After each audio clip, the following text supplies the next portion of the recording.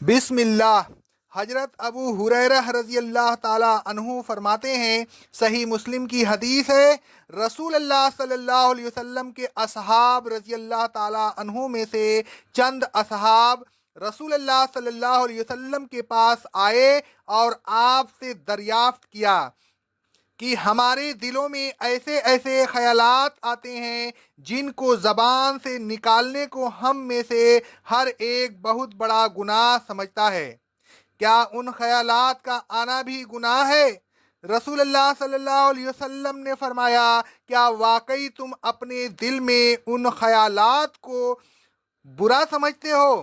ان اصحاب رضی اللہ تعالی عنہ نے کہا، ہاں۔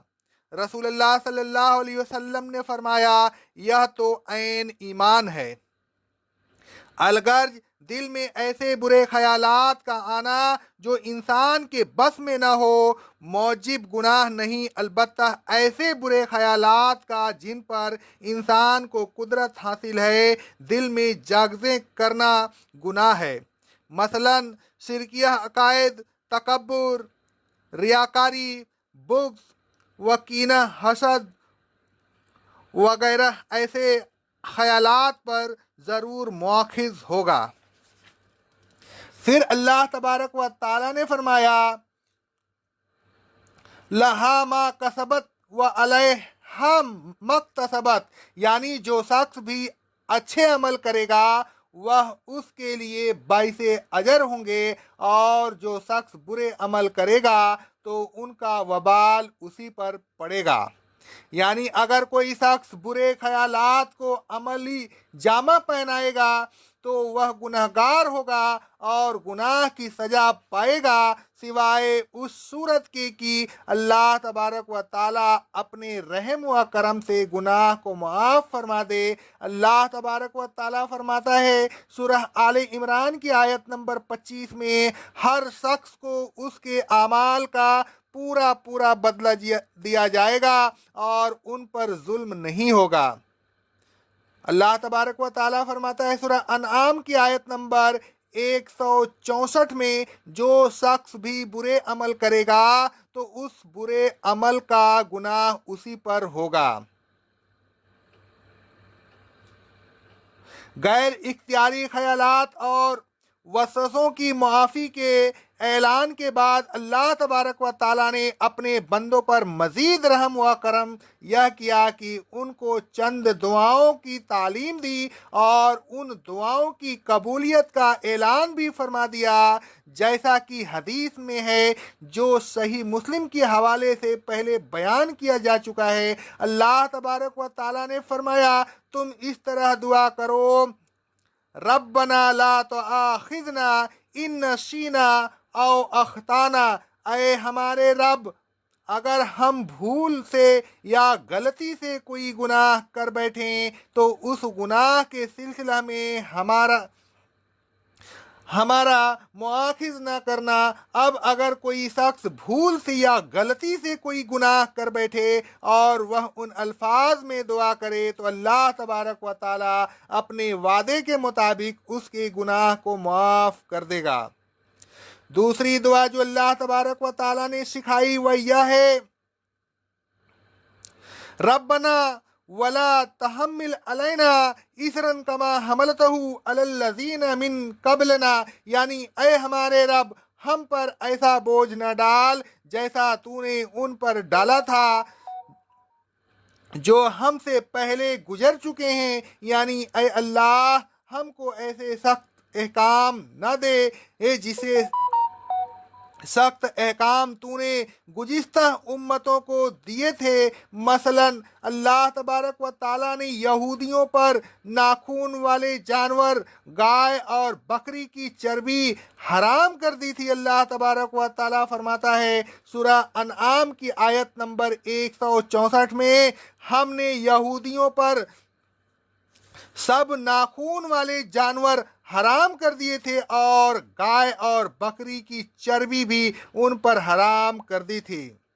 اسی طرح یہودیوں پر ہفتہ کے دن مچھلیوں کا شکار حرام تھا۔ اللہ تبارک و تعالیٰ فرماتا ہے سورہ اعراف کی آیت نمبر 163 में, ऐ रसूल सल्लल्लाहु अलैहि वसल्लम उनसे इस बस्ती का हाल पूछिए जो दरिया के किनारे वाक़ थी। उस बस्ती वाले यहूदी हफ्ता के दिन अहकाम इलाही से तजावुज़ करते थे, जब कि मछलियाँ हफ्ता के दिन ऊपर आती और जब हफ्ता न होता तो ऊपर न आती तो हफ्ता के दिन हिला करके उनका शिकार कर लेते।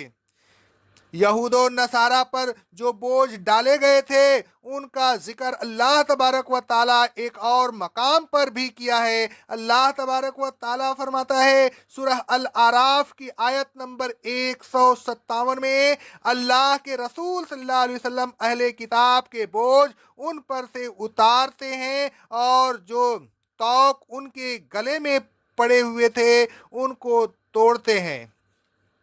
यानी अहले किताब को जो सख्त अहकाम दिए गए थे रसूलुल्लाह सल्लल्लाहु अलैहि वसल्लम ने उनको मनसूख कर दिया और दीन को आसान कर दिया। रसूलुल्लाह सल्लल्लाहु अलैहि वसल्लम फरमाते हैं, सही बुखारी की हदीस है, बेशक दीन आसान है।